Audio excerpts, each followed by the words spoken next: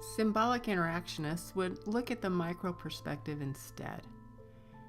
Rather than focusing on the larger group statistics and the functions or resources in society, as functionalism and conflict theory would, instead, symbolic interaction would focus on how teachers and students interact with each other and how society creates meaning, and then also expectations through those interactions.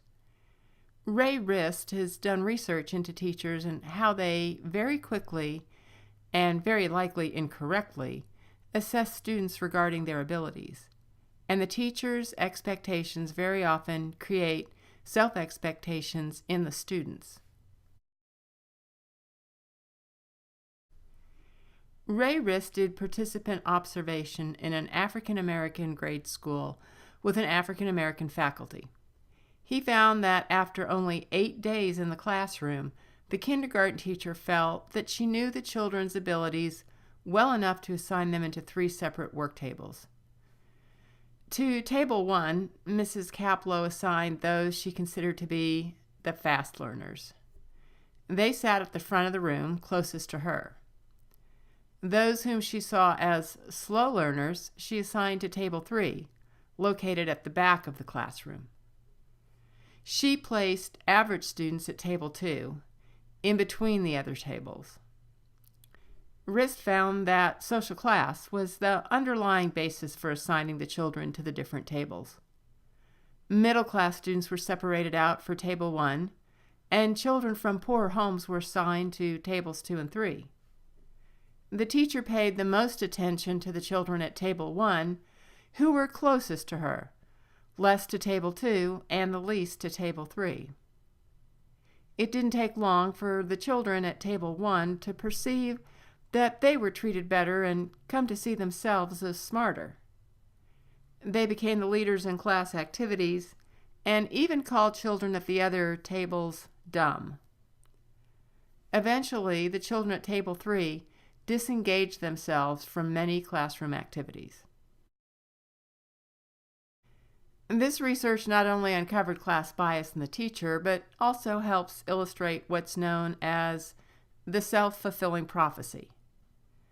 This was Robert Merton's term for an originally false assertion that becomes true simply because it was predicted by that person that it would happen.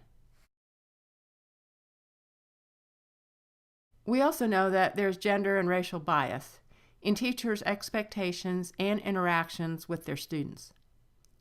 Sociologist George Farkas became interested in how teacher expectations affect grades. He found that teacher expectations produce gender and racial ethnic biases.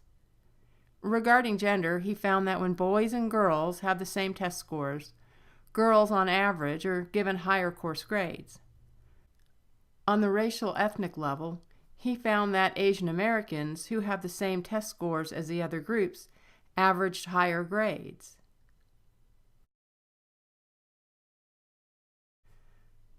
A strong criticism of United States education is that it is overall very mediocre, though some argue that standards are rising. There are concerns about cheating, violence in the schools, and some calls for educational reforms.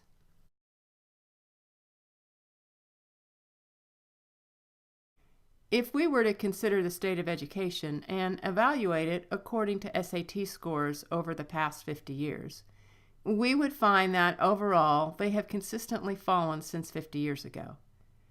You see the severe drop in the 1980s when the alarm bells went off regarding U.S. education, and reforms were put into place and some upward progress was made. At the same time, the verbal abilities of our high school graduates seem to be steadily declining.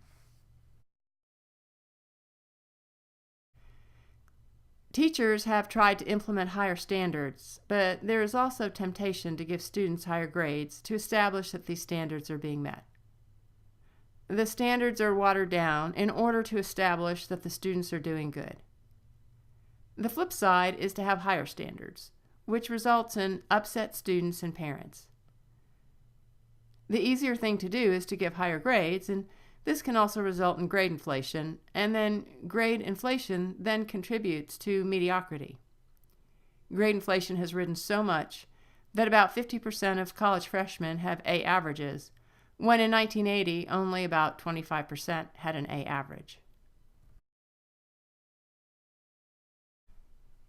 Much more serious than students cheating is cheating by schools and administrators so that their school system looks like it's doing well when it's not. Some schools fake the test results and some fake the graduation rates. When funding monies are withheld for poor results, it can be tempting to fake the right results. No one wants to look bad, let alone have funding withheld, which can cause even worse outcomes for students. The solution has been a zero-tolerance policy for schools or teachers that are caught faking results or altering outcomes. A current trend for the past 20 years has been rising concerns about violence at schools, and the belief that the lethality of violence has been on the increase with the incidence of mass murders and school shootings. However, statistics would show us otherwise, as we'll see in the next slide. While some of the past events, such as Columbine and Sandy Hook, are still somewhat fresh in some people's minds, statistics show us otherwise. This slide actually condenses the information in your text, which shows that overall, deaths in schools from shooting incidents are on the decline. This is because overall, gun violence incidents are down, though when they occur, there tends to be multiple fatalities, which results in a high rate of media coverage and a very high awareness by the public.